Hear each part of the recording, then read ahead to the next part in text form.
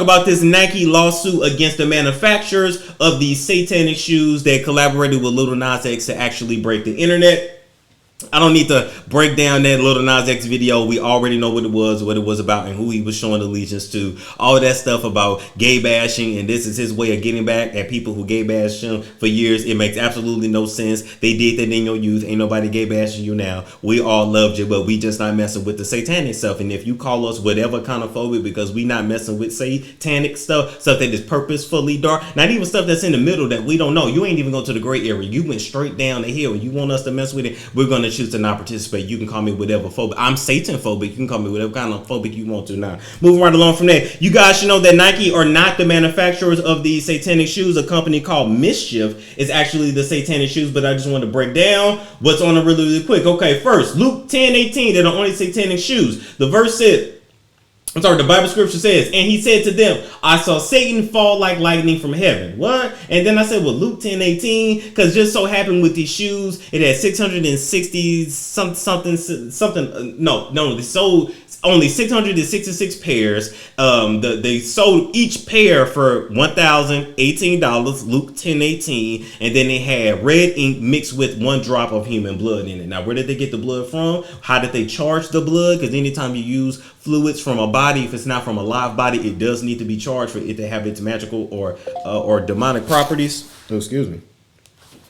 I'm just trying to figure out what they did to their blood first. All right, now, moving right along from that, wanted to know, Luke 10:18, explain this. Is the 10th chapter from Luke's gospel. All right, he replied, saw Satan falling like lightning from heaven. Luke 10 narrates Jesus sending 72 disciples 2 by 2 to every place he was about to go. When the disciples returned overjoyed by the fact that they had authority over demons in Jesus' name, he informs them that this should not come as a surprise, as even Satan had previously fallen from heaven with no authority over Jesus. Jesus had previously witnessed Satan falling. And this references reading, how you have fallen from heaven, morning star, son of the dawn, you have been cast down to earth, you who once laid low the nations. Morning star, that's that name once again. They're calling the devil morning star. But also in the Bible, and I'll break that down on Patreon, at one point Jesus is referred to as morning star. So who is really Jesus? We're going to figure that out on another day. Now, also on that shoe is an inverted cross. A lot of people didn't know what an inverted cross was. Okay, I'm sorry, a pentagram. We're going to start there. So an inverted pentagram is more a common symbol attached to the Church of Satan as well as Satanism, but an inverted cross is also used, such as in the Satanic Temple ceremony unveiling the Baphomet statue. And so what you guys have to know is that apparently there are differences between pentagrams, pentacles, the original meaning of pentagrams. Basically, always remember that Satan is the author of confusion, and so a lot of things we do are satanic, we just don't really even realize it, even the stuff that we think is good. All right, so now you got the pinnacle and you got a pentagram. So a pinnacle is a 5-pointed upright star within a circle. It symbolizes white magic and good. The pinnacle is representative of intellect and reason. It also represents the feminine element of earth and is equated with the ability of bringing spirit to earth that makes us whole. Oftentimes, pinnacles are used as talisman in inanimate objects laced with psychic powers. Now, let's talk about what the pinnacle is. The pentagram. Pinnacle is on the right, the left, and then the pentagram is on the right. A pentagram is actually a 5-pointed upright star without the circle. In the late 1800s, Levi wrote, the pentagram signifies the domination of the mind over the elements and the demons of the air, the spirits of fire, the phantoms of water, and ghosts of earth are enchained by this sign. Equipped therewith and suitably disposed, you may behold the infinite through the medium of the faculty, which is like the soul's eye, and you will be ministered unto by legions of angels and hosts of fiends. So basically, you unleash the demons through the pentagram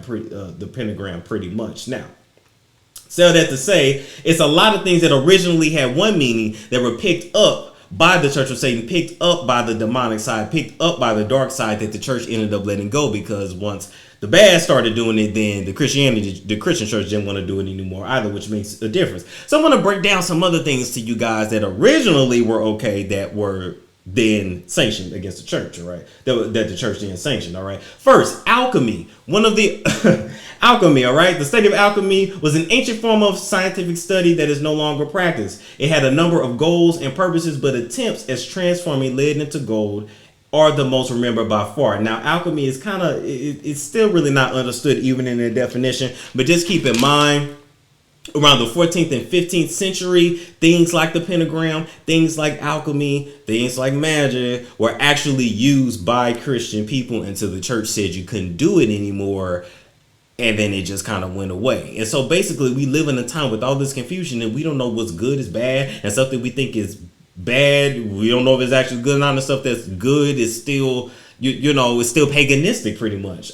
Another thing you guys need to know, so not only was alchemy kicked out of the church, banned by the church as of the 14th and 15th century. Alchemy has different principles and elements, all right? So you got sulfur, salt, mercury, fire, air, water, earth elements. Every pentagram is comprised of fire, air, water, and earth, literally the elements of the earth. I know you guys have seen these symbols before. I just wanted to actually put them in your face so you know what they are when you see them outside of this video. In addition to that, another type of divination allegedly that was banned by the church after the 14th and 15th century is astrology. That's stuff that y'all always talk about, that involves the forecasting of earthly and human events through the observation and interpretation of fixed stars, sun, the moon, and the planets. Devotees believe that an understanding of the influence of the planets and stars on earthly affairs allows them to both predict and affect the destinies of individuals, groups, and nations. So you people that's like, oh, I'm a Gemini, I got many personalities. You a Taurus, so I know you bullheaded. Me and a Capricorn don't go together. Me and a Libra ain't meant to be. Y'all people that do that, you technically practicing a form of divination too, according to the Church of Christianity, according to the Roman Catholic Church. So I just want you to know, before you judge anything, always go look it up and understand what it actually is, because a lot of the stuff y'all be tripping off of, but I see y'all still practicing astrology. I don't want to hear none of what you got to say. Now, with that being said, last thing to be kicked out of the church in the 15th century was magic. The use of means, such as charms or spells, believed to have supernatural power over natural forces. Magic rites or incantations. Magic is pretty much self-explanatory, and we don't need to go from there. Now, Nike says they did not manufacture these satanic shoes. So the company called M.C.C actually did. This is Nike's manufacturer right here.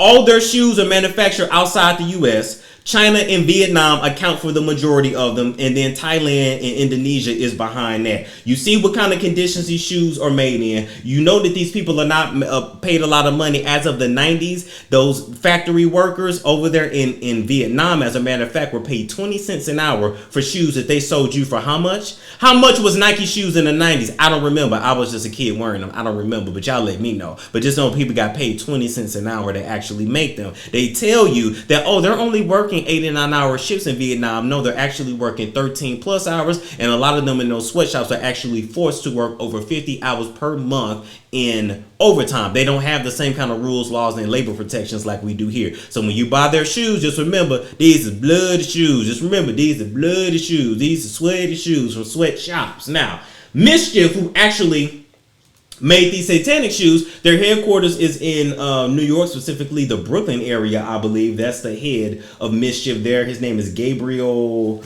Worley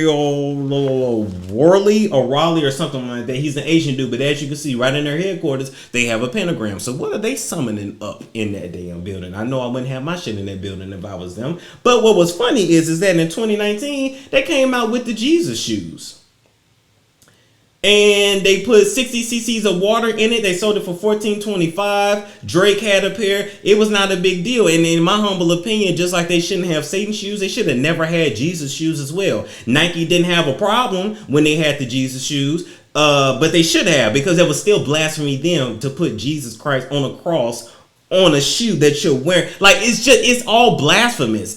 None of that was to glorify God or Jesus in any kind of way. So I really wish Nike would have had a problem with it then, just like they have a problem with it now. So you might wonder why this company called M.C.C, and it's spelled M-S-C-H-F, was okay with doing this. Is because they did it before and Nike didn't have an issue. They used their logo before and Nike had no issue, but now they have an issue with it, of course, because us as the public, we not effing with this. I love y'all. We might be downtrodden as a society. A lot of y'all is riding and your breath and your ass stink. But one thing about it, at least we are publicly denouncing Satan, and I'm okay with it. You can call me every kind of phobic in a book. We denouncing Satan over here. We denouncing it, damn it. We denouncing it. But I just thought that was very funny how Back in 2019, it was okay, but now it's not. So overall, Nike is suing MSCHF for not copyright, trademark infringement. Is Nike gonna win their lawsuit? Probably. Why did Lil Nas X do this? Well, basically he did this to break the internet. You can find an article from 2020, January 23rd, 2020, that Insider did on MSCHF. And MSCHF literally said that their company mission was to create materials that broke the internet and went viral. So they did all of this to be stupid. They did all of this for sales. He did all of this to break the internet. He did this for clout. The entire video was for clout. He might not even actually be in Jakumatati, or he might not even actually be giving his soul to Satan, so to speak. But he's doing whatever he can to stay relevant. Honestly, because the talent and the music is lacking. Maybe the talent's not lacking, but definitely the music. Old Town Road, what the hell was that about? That's not nothing that's classic or timeless. This song, Call Me By Your Name, that's not nothing that's timeless or classic. We're only going to remember it because he went so far out of the box. So I'm going to bring it back to Lil Nas X and say, once again, we wouldn't gay bash you. This was not your coming out party. You had been came out the closet a long time ago. You had been rode horses in front of us a long time ago. Bobby Lights wanted you to enter his Grand Canyon a long time ago. What this was you wanted to break the internet and have your name on every single one of our tongues. And now you got it, and take the good and the bad with it. Now, moving right on. What's up, everybody? Y'all ever check out the 9 Day Network YouTube channel with Isaiah Curry and his Curry Gang? What's up, my Curry Gang? If not, go check out their content and subscribe. They got everything from animated parodies like these. Storm Monroe, I want to talk to you, nigga. It's about that toxic cattle. Go home, Jacqueline. You got me all the way f***ed up showing up here to my house. To web series like their Hood Times. Ray, I need you to answer me right now. Why is Jesus black and look drunk? Or their animated Power series. You said you was gonna take the rap from me, Ghost, but you lied about that too. Just like you lie about everything. To the latest gossip and news with me, Isaiah Curry, and the Curry Gang. And their film Kanye Get Out, the animated movie, at KanyeGetOutMovie.com. So go ahead over to Night and Day Network YouTube channel and subscribe. The link is in the description box below. Shit.